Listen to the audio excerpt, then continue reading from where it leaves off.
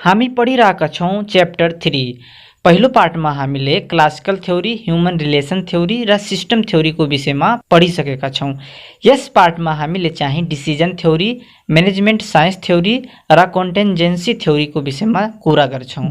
अब हेरौँ चौथो सिद्धान्त डिसिजन थ्योरी, निर्णय सिद्धान्त। यो सबभन्दा जटिल र बौद्धिक कार्य हो। यो सङ्गठनको निर्णय लिनेसँग सम्बन्धित हुन्छ र यसको विशेषताहरू यस प्रकार रहेका छन्। व्यवस्थापनको निर्णय लिन यो सबभन्दा चुनौतीपूर्ण कार्य हो र सबैभन्दा बढी बौद्धिक प्रयोग हुन्छ। निर्णयकर्ता र समस्या समाधानकर्ता हुन्छ। यो सबै सिओले गर्छन्, बोर्ड अफ डाइरेक्टरले गर्छन् र म्यानेजरले गर्छन्। यो सिद्धान्तले प्रभावकारी गुणस्तरको निर्णयमा भर पर्दछ। राम्रो निर्णयमा सहभागिता हुन्छ। निर्णय प्रक्रियाको लागि राम्रो सूचनाको पनि व्यवस्था गर्दछ। अब प्रभावकारी निर्णय कसरी लिन सकिन्छ आउने यसको चरणको बारेमा बुझौँ एउटा बेस्ट इक्जाम्पलले। मानौ गुप्ताजीको एउटा दुकान छ तर दुकान चलिरहेको छैन। गुप्ताजी परेशान छन् कि कस्टमर किन आइरहेको छैनन्। तब यसरी पहिलो चरणमा उनी समस्याको पहिचान गर्दछन्। कस्टमर नआउनको धेरै कारण हुन सक्छ, जस्तै विज्ञापनको कमी हुन सक्छ, प्रोडक्ट र सर्भिस राम्रो नहुन पनि सक्छ, राम्रो प्रभावकारी ब्यानरको सुविधा नहुन सक्छ र दुकान चाहिँ पब्लिक प्लेसमा नभएको हुन सक्छ। त्यही भएर दुकान चलिरहेको छैन, यस्तो समस्या उनीले पहिचान गरे। दोस्रो चरणमा हुन्छ उपयुक्त विकल्पहरूको छनौट गर्ने। अब विकल्प के हुन सक्छ? विज्ञापन गराउने, प्रोडक्ट सर्भिसेस राम्रो गर्ने, ब्यानर राम्रो लगाउने र पब्लिक प्लेसमा गर्ने। तेस्रो नम्बरमा रहेको हुन्छ विकल्पहरूको मूल्याङ्कन गर्ने। अब यी सबै जुन दिएका विकल्पहरू छन् त्यसमध्ये सबभन्दा उचित विकल्प कुन हुन सक्छ त्यसको मूल्याङ्कन गर्छ उसले। गुप्ताजीले हेरे उसको प्रोडक्ट र सर्भिस पनि राम्रो छ, ब्यानर पनि छ र दुकान पब्लिक प्लेसमा पनि छ, कमी मात्र छ त्यो विज्ञापनको। उसले चौथो नम्बरमा हुन्छ उत्तम विकल्पको छनौट गर्ने। यसरी उसले विज्ञापनलाई छनौट गर्दछ र उसलाई लागू गर्छ। छनौट गरिएको विकल्पलाई उसले लागू गर्छ पाँचौँ नम्बर र लागू गरेपछि उसले परिणामको मूल्याङ्कन गर्छ। एडभर्टिजमेन्ट गरिसकेपछि उसले नतिजा के निस्क्यो त्यसको मूल्याङ्कन गर्छ। यसरी यी दिएका चरणहरूलाई अपनाएर डिसिजन लिन सकिन्छ। अब आउँछ कन्ट्रिब्युसन अफ डिसिजन थ्योरी, निर्णय सिद्धान्तका योगदानहरू। के योगदान दिएको हुन्छ यसले? यो सिद्धान्त समस्या समाधान गर्ने क्षमता विकास गर्नमा सहयोगी छ। यो सिद्धान्तले विभिन्न गणितीय तथा तथ्याङ्कीय विधि विकास गर्नमा सहयोगी छ, हो कि नै? यो सिद्धान्तले निर्णयकर्ताहरूमा अर्थशास्त्रको ज्ञान विकास गर्न जोड दिन्छ। यो सिद्धान्तले सूचना व्यवस्थामा जोड दिन्छ। अब आउँछ लिमिटेसन अफ डिसिजन थ्योरी, निर्णय सिद्धान्तका सीमाहरू। अब हेर्नु यसको सीमा के हो? कुन क्षेत्रमा यो लागू हुँदैन? यो सिद्धान्त व्यवस्थापनको एउटा मात्र कार्यमा जोड दिएको छ। यो सिद्धान्त साँघुरो छ र यसको क्षेत्र सीमित छ।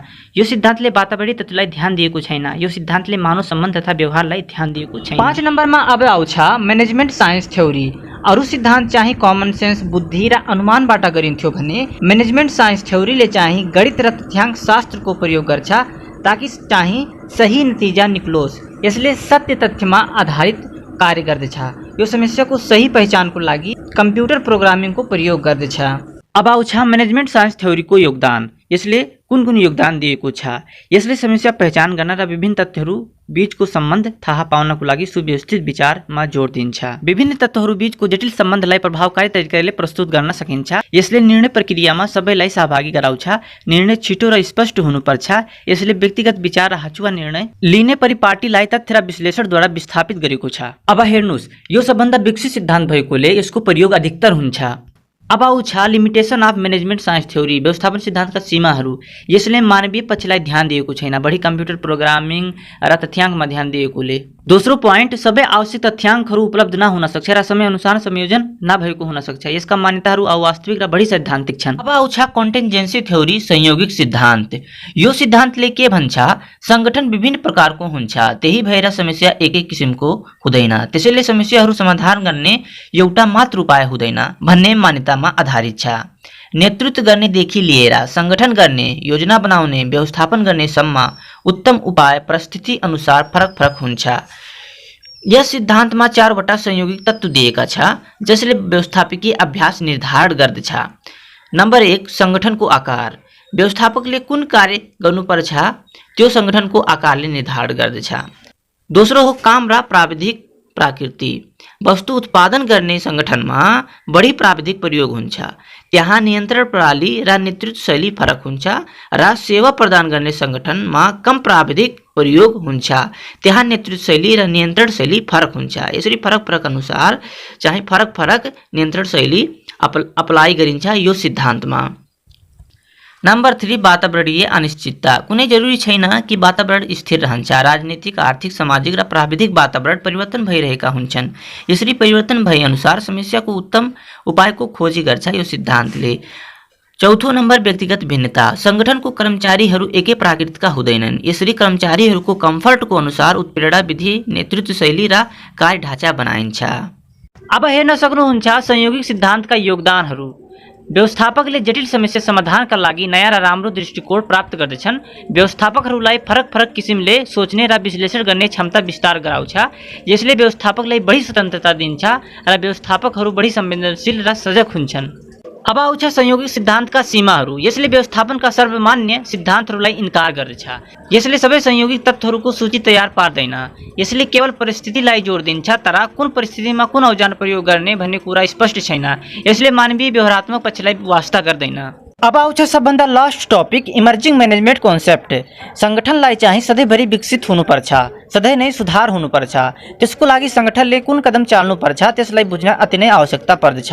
यसरी संगठनले आफ्नो सुधारात्मक कदम चाल्नको लागि तल दिएको कन्सेप्टलाई बुझ्नुपर्छ। ती तल दिएका अवधारणालाई लागू गरेर सधैँ नै संगठनलाई विकसित पार्दै लैजान सकिन्छ। पहिलो अवधारणा हो वर्कफोर्स डाइभर्सिटी, कार्यबल विविधता। संगठनमा कार्य गर्ने कर्मचारी विभिन्न उमेर, लिङ्ग, जातिका हुन्छन्। तिनीहरूबीच कार्यको वातावरण सिर्जना गर्नको लागि उचित तौरले समझदारी गराउने, सहानुभूति गराउने, सहिष्णुता र संवाद गराउने, इच्छा समावेश गराउने र परीक्षण जस्ता संस्कृतिको विकास गर्ने प्रक्रियालाई वर्कफोर्स डाइभर्सिटी भनिन्छ। यसको फाइदा र बेफाइदा पनि रहेका हुन्छन्। दोस्रो कन्सेप्ट हो आउटसोर्सिङ। आउटसोर्सेस अर्थात् बाहिरबाट संगठनमा उत्पादन बढाउनको लागि अथवा संगठनलाई उच्च स्तरमा सुधार गर्नको लागि स्रोतको प्रयोग गरिन्छ भने त्यसलाई आउटसोर्सिङ भनिन्छ। जस्तै बाहिरबाट इन्जिनियरलाई निम्त्याउनु, अर्को टेक्नोलोजी प्रयोग गर्नु र अन्य विशेषज्ञलाई निम्त्याउनु। यसले उत्पादन बढाउनको साथै खर्च पनि घटाउँछ। आउटसोर्सेस प्रयोग गर्नुलाई आउटसोर्सिङ भनिन्छ। अब आउँछ आउटसोर्सिङ प्रक्रिया। आउटसोर्सेस कसरी गर्न सकिन्छ, त्यसको प्रक्रिया के हो, त्यो 3 चरणमा गरिन्छ। पहिलो रणनीतिक चरणमा क्षमता विश्लेषण, यो पहिलो चरण हो। यसमा चाहिँ जहाँबाट विशेषज्ञ आउँछन् तिनीहरूले चाहिँ क्षमतालाई विश्लेषण गर्छन्। कति उत्पादन भइरहेको छ, कति सेवा प्रदान भइरहेको छ, यसरी योग्यता हेर्छन् क्षमता विश्लेषणमा। दोस्रोमा के हुन्छ, मूल्याङ्कन र अनुमोदन। के सुधार गर्नुपर्ने हुन्छ, त्यसको दृष्टिकोण के हो, उद्देश्य के हो, यसरी मूल्याङ्कन गर्दछन्। तेस्रो नम्बरमा हुन्छ अनुबन्ध कुराकानी, कन्ट्र्याक्ट। यसमा चाहिँ दुवै पक्षहरूबीच साइन गराइन्छ र नियम र शर्तहरू दुवैहरूले मान्नुपर्छ भन्ने कुराको कन्ट्र्याक्ट गराइन्छ। नम्बर 4 परियोजना कार्यान्वयन हस्तान्तरण। यसमा चाहिँ के सुधार गर्नुपर्ने हो त्यसको प्रोजेक्टमा काम गरिन्छ र लागू गरिन्छ। फेरि 5औं नम्बर सम्बन्ध व्यवस्थापन, चाहिँ सम्बन्ध व्यवस्थापन हुन्छ उनीहरूबीच र अनुबन्ध कन्ट्र्याक्टको समाप्ति हुन्छ। तेस्रो कन्सेप्ट रहेको छ नलेज म्यानेजमेन्ट, ज्ञान व्यवस्थापन। अब हेर्नुहोस्, संगठनको लक्ष्य के हो त्यसमा आधारित रहेर त्यसको विषयमा ज्ञानको खोजी गरिराख्नुपर्छ। ज्ञानको प्रकार के हो, एउटा हुन्छ मौन ज्ञान, अव्यक्त ज्ञान। यस्तो प्रकारको ज्ञान चाहिँ कहीँ पनि किताबमा